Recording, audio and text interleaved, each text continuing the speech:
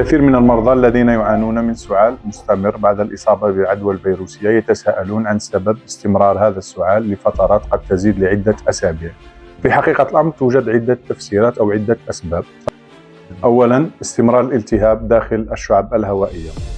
تعمل العدوى الفيروسية على إحداث التهاب في بطانة الشعب الهوائية، والذي يؤدي إلى إفراز بعض السيتوكينات الالتهابية. هذه الأخيرة تقلل من كفاءة الجهاز المسؤول عن التخلص من المخاط والجزيئات الضارة داخل القصبات الهوائية، مما يسبب استمرار حالة السعال.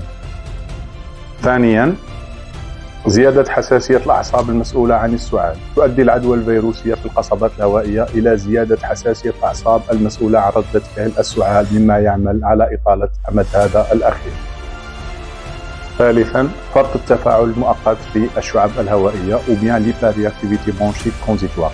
قد يعاني الأشخاص الذين لديهم استعداد، خصوصاً أصحاب الحساسية أو مرضى الربو، من حالة تهيج مؤقتة في الشعب الهوائية، مما يعمل على استمرار حالة السعال وأحياناً يؤدي إلى الشعور بضيق في التنفس.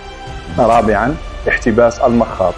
يؤدي التهاب القصبات الهوائية إلى زيادة في إفراز المخاط داخل هذه الأخيرة، وأحياناً احتباسه يعمل على تهيج السعال في محاولة للتخلص منه.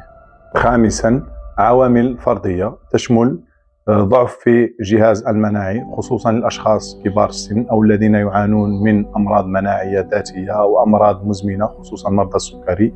وجود تاريخ شخصي من الحساسية أو مرض الربو، خصوصاً في الطفولة، أو التعرض لبعض المهيجات كدخان السيجارة أو المواد الملوثة، وأحياناً حتى مواد التنظيف داخل البيت.